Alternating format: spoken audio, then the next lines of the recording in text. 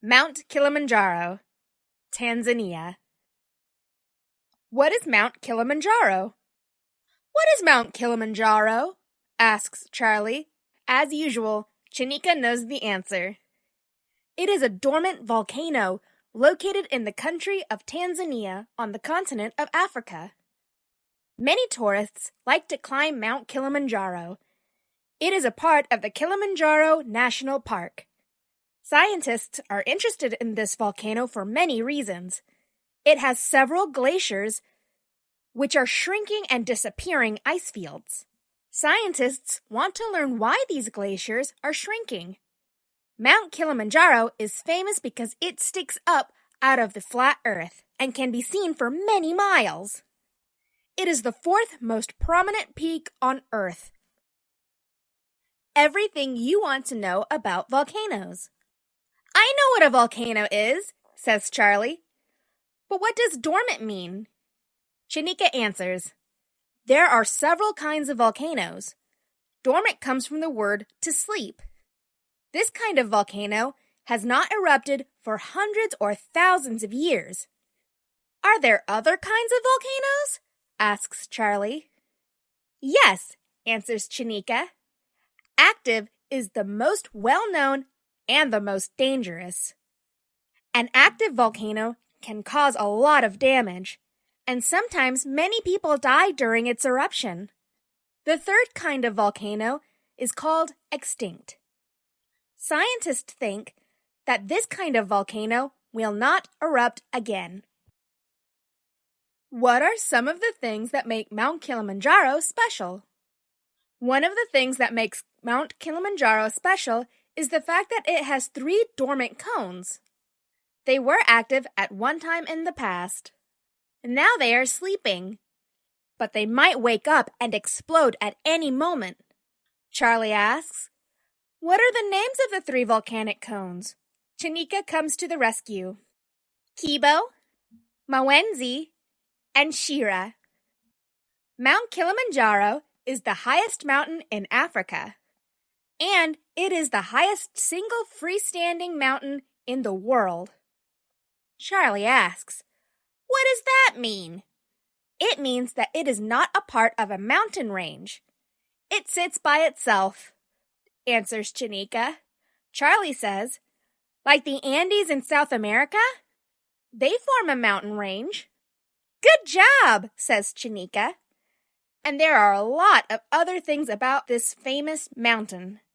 Let's see what else we can learn. How did it get its name? Chinika says, scientists aren't sure where the name Kilimanjaro came from. An early encyclopedia, the Nuttall Encyclopedia, dated 1907, called the mountain Kilimanjaro. Says Chinika, Kiliman means mountain, and Jaro means caravan. Were there traders on the mountain? Asks Charlie. Yes, answers Chinika. One of them is very famous, Jim Thompson. He was most famous for trading in silks and other fabrics. Glaciers of Mount Kilimanjaro. Do you have any information about the glaciers on Mount Kilimanjaro?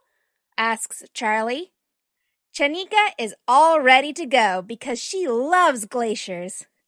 She says one of the early explorers was a missionary named Johannes Riedman. In the late 1800s, he and many others tried to reach the top of Mount Kibo.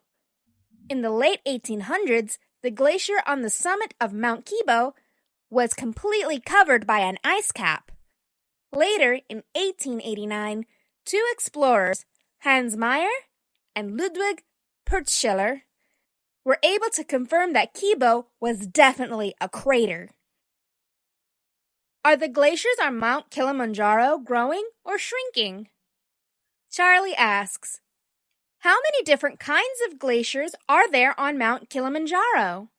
Chinika says, there are 2 kinds of glaciers on Mount Kilimanjaro. She goes on to explain the 2 main different kinds of glaciers. The glacier fields lie above the snowline. This means it's very cold and there is not much movement. The second kind of glacier can slowly move in a downward movement, especially if the air temperatures are warmer than usual. Scientists have been able to take ice cores, cylindrical examples of the material of the glacier and mountain. They have discovered that the ice fields probably became extinct in 11,500 BC, but later on the ice fields grew again, and the entire field became covered with glaciers. What is happening now with the glaciers? Shanika tells Charlie the bad news. Unfortunately, almost 85% of the ice cover disappeared between 1912 and 2011. Glaciers are thinning more quickly than anyone ever thought possible. Why is this important? Asks Charlie. Because, answers Shanika, although snow and mountains and glaciers are beautiful, they serve a very important purpose. It is estimated that all of the snow will have disappeared by 2060. And this means the loss of an important source of water for the humans and wildlife around Mount Kilimanjaro. Fortunately, the forests far below the ice fields provide essential water. What is the climate like on Mount Kilimanjaro? Scientists group the climate into climate zones. Bushland and lower slope, 2,600 feet to 5,900 feet, 800 meters to 1,800 meters. Rainforest, 5,900 feet to 9,200 feet, 1,800 meters to 2,800 meters. Heather and moorland, 9,200 feet to 13,100 feet, 2,800 meters to 4,000 meters. Alpine desert, 13,100 feet to 16,400 feet, 4,000 meters to 5,000 meters. Arctic, 6,400 feet to 19,300 feet, 5,000 meters to 5,895 meters. The culture of the people living around Mount Kilimanjaro. Did people ever live on top of the mountain? Asks Charlie. Maybe not right on top of the snow and the thin air at the high elevation, Shanika adds. There was a tribe called the Chaga who lived on the southern and eastern slopes of the mountain. There are stories of animals performing great myths. One tells of a man, Tone, who angered a god named Rua. The result was a great famine. There are stories about ivory-filled graves of elephants and a cow, Rayleigh, that produced special fat.